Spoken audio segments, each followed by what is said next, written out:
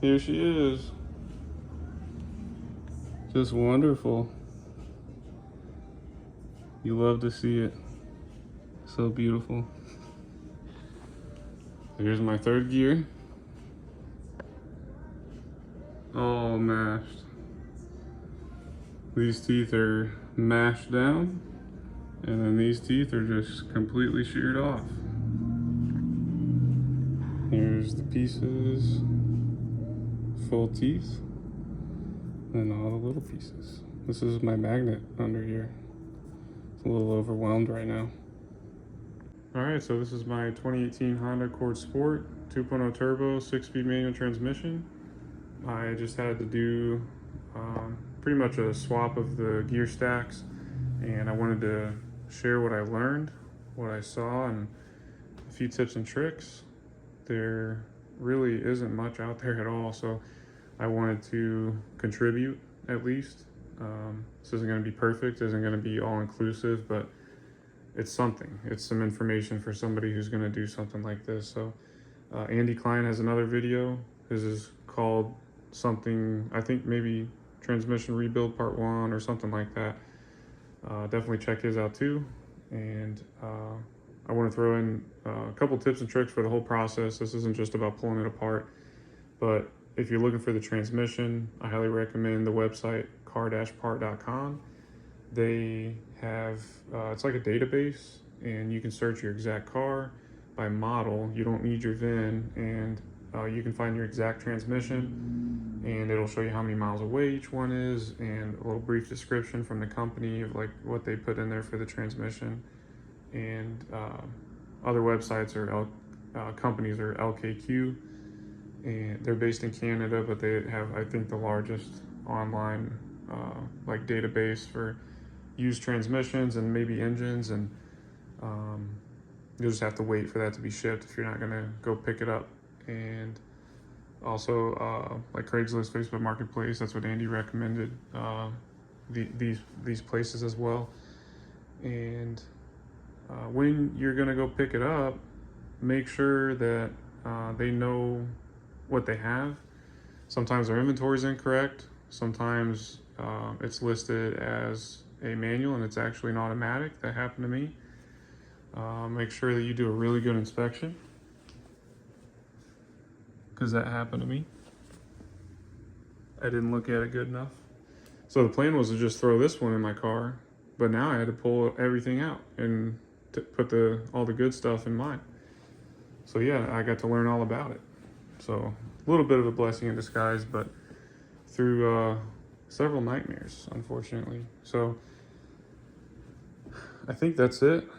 Pulling the trans out, other people have other videos on that. You don't really need any crazy tools to open this up. These are all mostly 12mm bolts. All the way around are 12s. There's like a random 14 somewhere in here. You want to take your sensors out. I believe this is the reverse sensor that can stay, but your other sensors are just like a 10mm retaining bolt, and then there's like just an O-ring around the sensor. It just pops out. You might have to gently pry with a little flathead. That's what they look like. Let's see. These holes here, there are 6 total, I think, on the transmission. They all are housing these bolts here with these springs, and these balls, they're like little detent springs. They hold some, they create like a notch for your shifting. It makes it feel a lot better and stay in place. They ride on those little notches in there. So you pull the bolt out, the spring should stay with it, and the ball will always stay in there. That's been my experience. So this pick really helps. So one that's not just any pick, because some of them have a rounded tip that probably won't fit in here. Something that's more straight. This has a slight magnetism to the ball bearing, so that helped. 1 or 2 were just like sitting back there, and they won't fall in, thank God. But I couldn't get it to come out with just the pick, so I put like 2 other balls in there first, and then magnetized with the tip or the pick and pulled all of them out. So you can just try what you can and get a little creative with anything with this transmission. So once all the bolts are popped out, by the way, when you're working on this, I'm in my apartment. I've had garages in the past, not the current chapter of my life right now. So you can do this on your kitchen table. So the input shaft, it only sticks out about a 1/4 inch past flush on the bottom of this case. So you do need to support it. What most people do is put 2x4s underneath. That's the best, but I only had 2, so I just rolled up some towels. That's plenty. And you want to protect your surface if you can. So all these come out. It pops open pretty easily. My transmission has over 100,000 on it.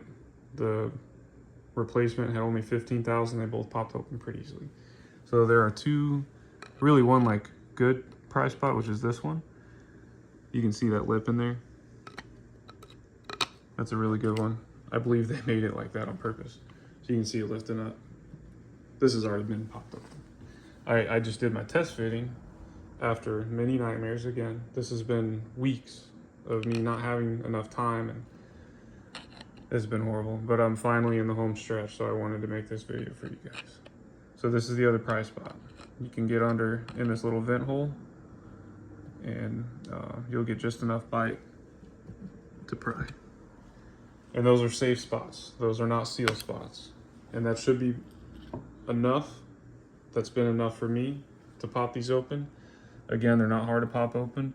If you need to pry elsewhere, you can try to maybe get on the outside of one of these bolt areas where there's still plenty of seal on the inside, but be careful.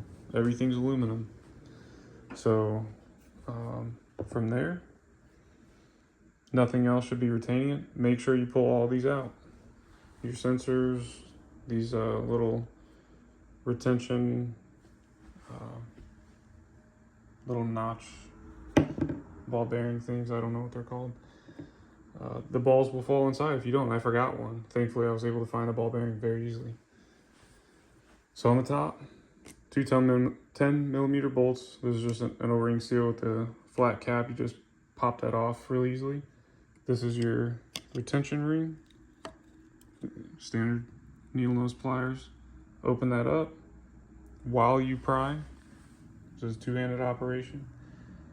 When you pry that up, it lifts the case, and then that retention ring will stay open, and then you can just do away with the pliers.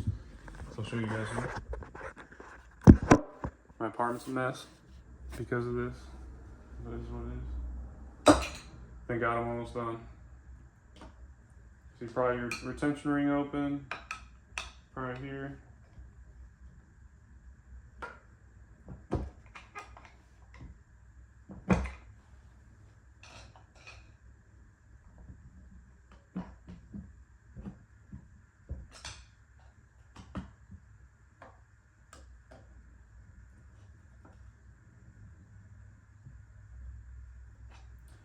Oh, that bearing is just wanting to stick in there on the top.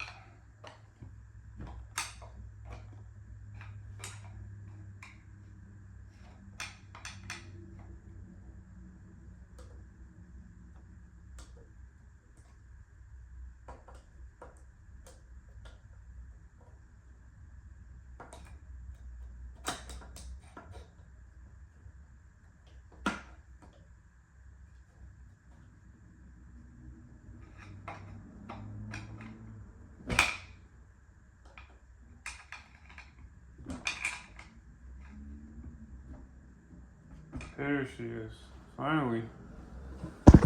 Alright, I guess I'll just pull the case off. You just wiggle it off. That's the retention ring completely closing above the bearing as I'm working it off.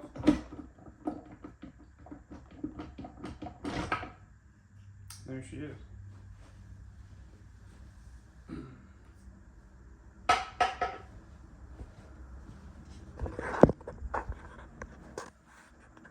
So here's the inside. Pretty nice, pretty clean. So these are your main stacks. this is your input shaft, your counter shaft. This is your main drive gear, I believe it's called. This is your differential. So this all just comes out. It's not like bolted down or anything. So you'll take these out. Again, other videos are better, like Andy's, he goes over a little bit more detail. But this all just pulls out. This is a pin. And once you get this shifter assembly out, this is your reverse gear stack here. So this is your shifter fork. This comes out, pin, everything just pulls right out. And you pull this out. Make sure you don't lose these washers and these roller bearings. If it might be a different name, but on the bottom, it's different than the top. So there's a super thin washer on the very bottom, and then one of these thicker washers, and then these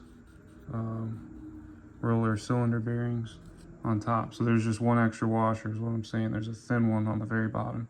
Make sure you don't lose those, because when you pull your reverse gear out, you'll just slide this out, pull your shifter fork out, pull this all out as one. But other than that, there's no like random little thin washers lying around. These you'll pull out together. Just grab it with two hands like this and just kind of shimmy it out. It's metal on metal, so just take it easy and it'll come out. This it's metal going into metal bearings down here, so right here, that's where it'll have to slide out. So just work it out, take your time. Once these come out, you got like I said, I believe it's your main drive gear with your differential. This all comes out as one assembly. You don't have to take these bolts out. This is just sitting in here. So it actually sits inside this cone here. And this is the surface that those cylinder bearings roll on. It's really cool. Right here, it's the same thing on the other side. And like I said, this all just lifts out. So I was able to take everything out, clean the case out really well using the case's magnet, which is here, that you can just slide out. There's a tab on the back side that holds it in place there. You just put it in backwards when you're done. This is in a fluid pump, like for your transmission fluid, and this just pulls out like that. The gear is inside here. These are 8mm bolts. It's a little circular, I don't know what the gear is called, but there's an outer circle and then there's an inner gear, and the inner gear rotates inside the outer gear and it makes it rotate like that. Pretty neat. There were some metal shavings in there that were making mine bind up too, so be careful of that. That'll fall in when I rotate the gears.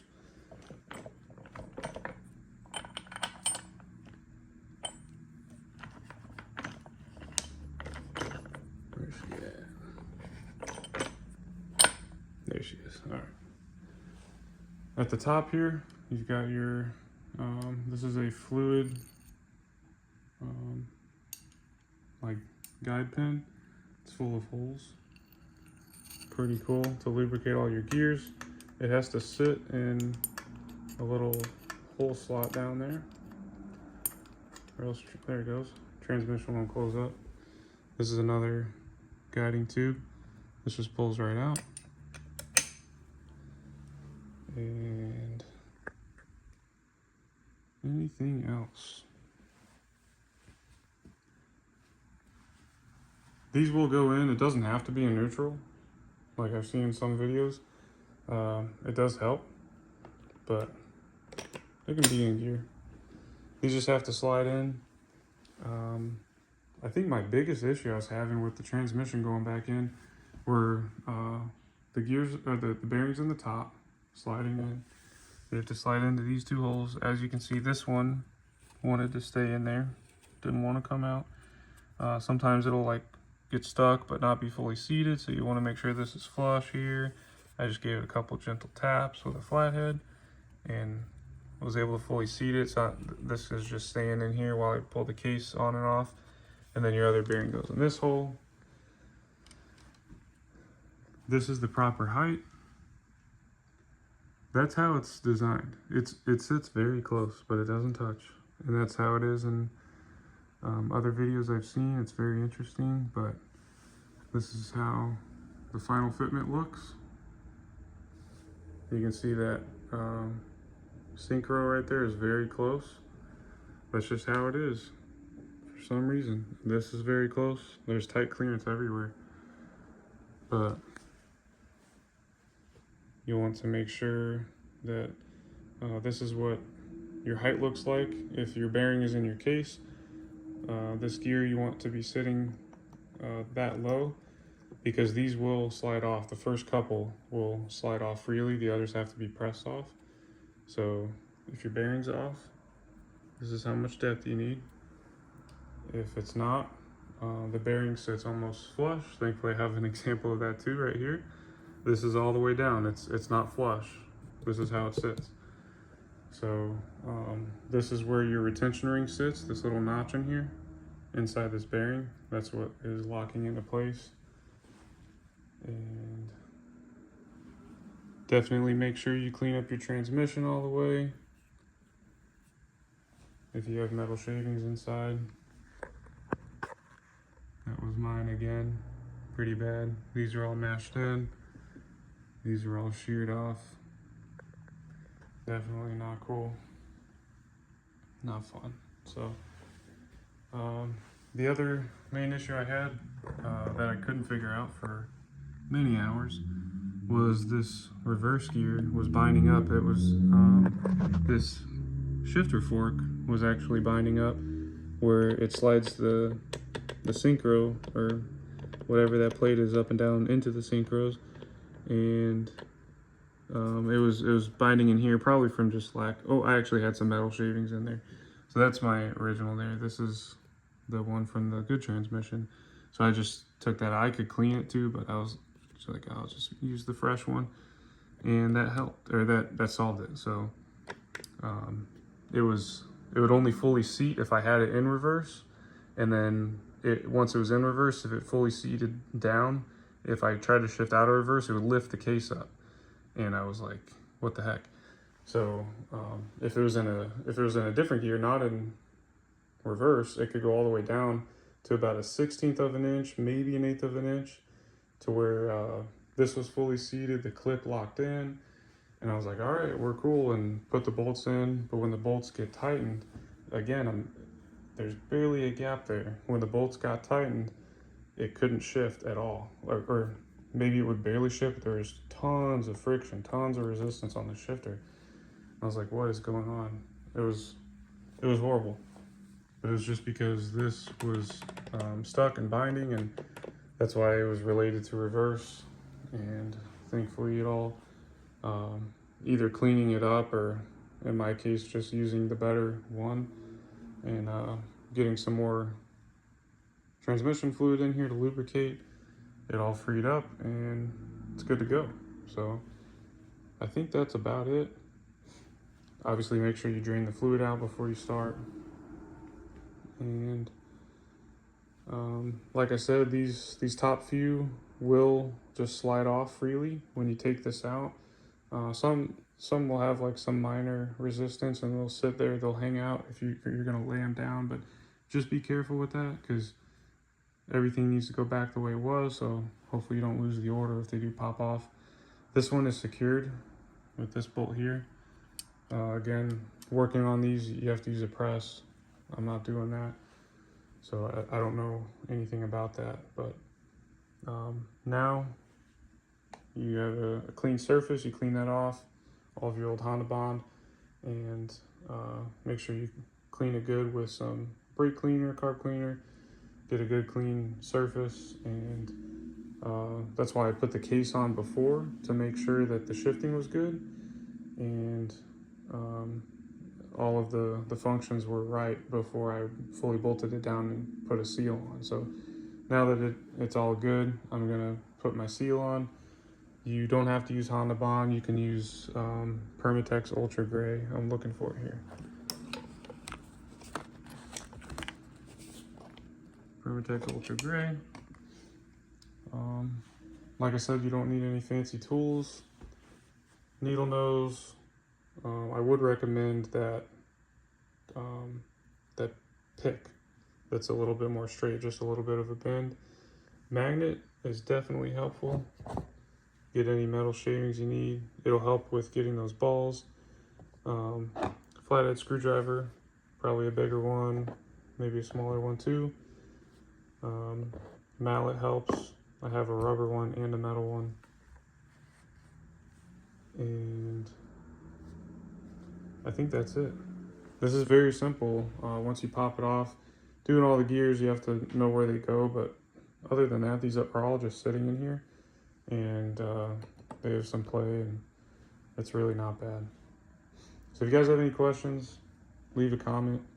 I'll answer what I can if I have experience with it, and I hope this helps, and good luck if you're doing it. It's really not too bad. I just ran into issues with my sources for getting a replacement and didn't look over mine, didn't see the damage, and then once I had it in, once I made the swap, I really just had an issue with the reverse gear, and I guess getting these to sit. When you put it on, this is, I guess, my last tip.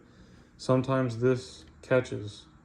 It'd be nice if this like sat centered in here, but there's enough movement here to where it's this one.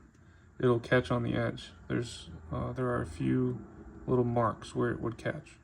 So sometimes you can even like reach in here with a pick or something and kind of guide it in, it'll pop in. But that's pretty much the only thing I can think of for alignment that was giving me issues. Other than that, you just work it on, shimmy it on. I'll try to throw this on so you guys can get an idea of how that looks. Everything's good. Oh, this is important. So this right here, this is your shifter arm. It's gonna hang from gravity. You wanna hold it out. Not all the way, not horizontal, but most of the way.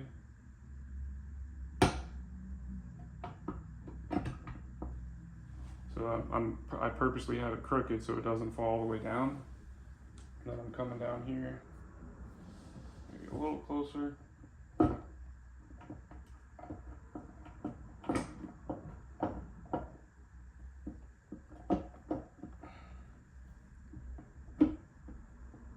Now it's ready to fall in.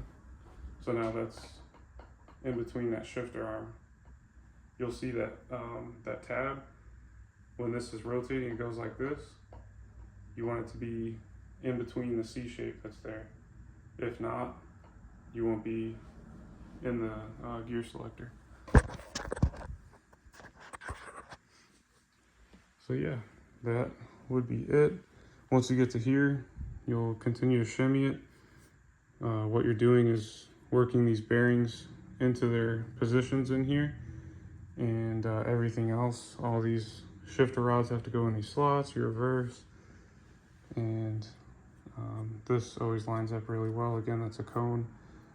And then you'll have pressure here on your retention ring. This is another important tip.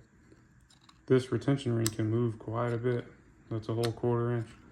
So you'll want to make sure this is fully seated at the back.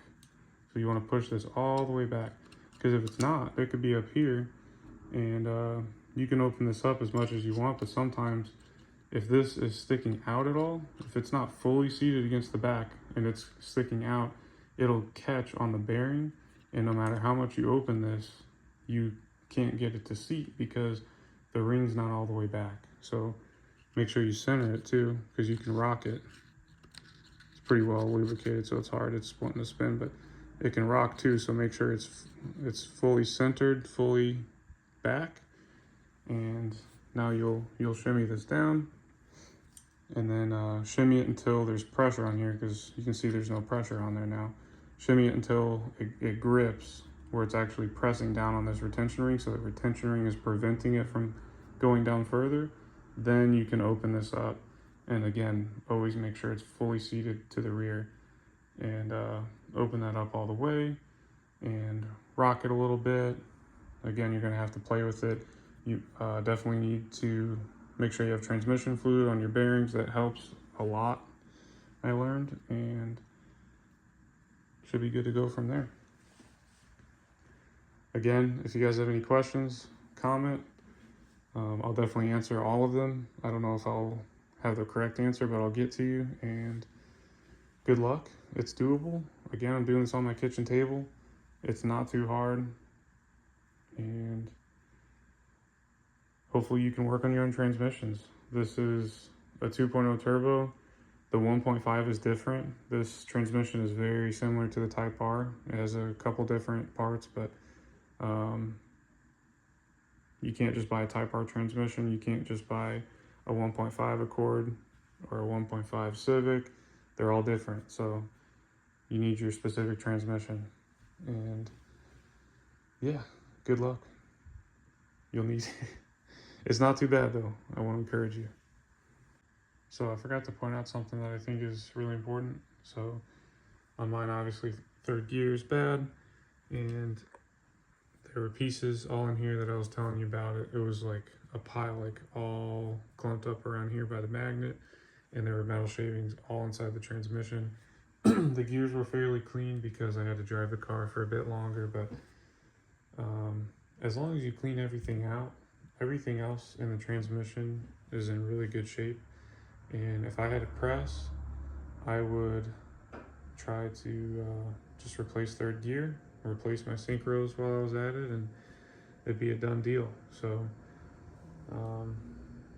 if you're in a similar situation, it's not the end of the world, and hopefully you can fix it. You can either just replace the whole stacks like I did, the entire stacks, or if you have a press, just replace the gear.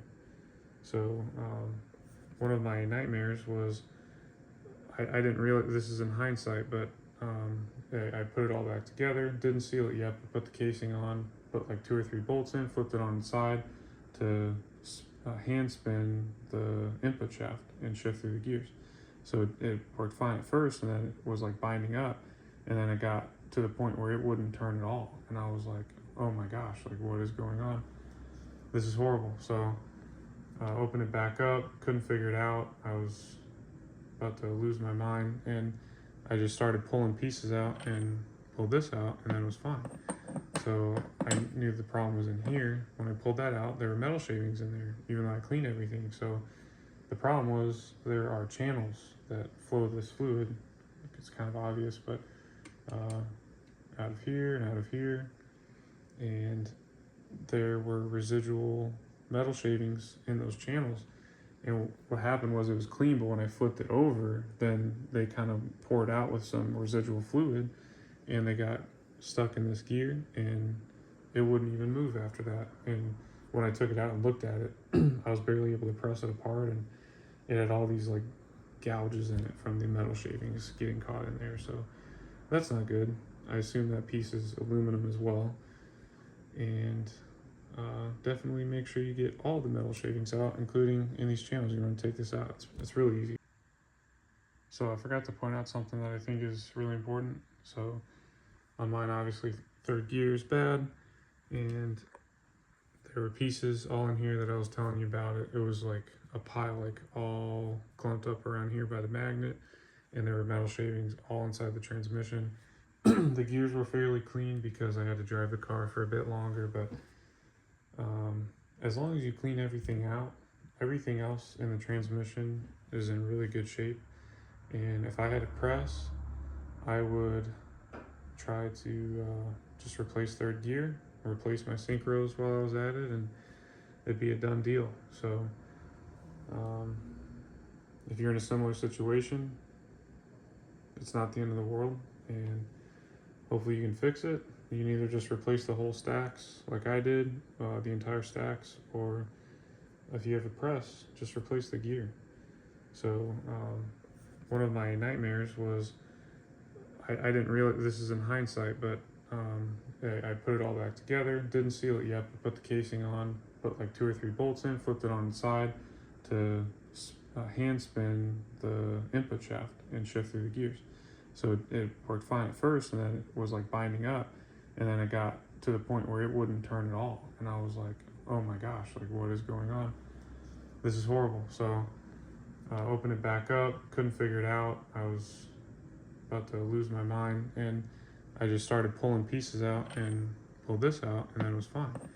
So I knew the problem was in here. When I pulled that out, there were metal shavings in there, even though I cleaned everything. So the problem was there are channels that flow this fluid.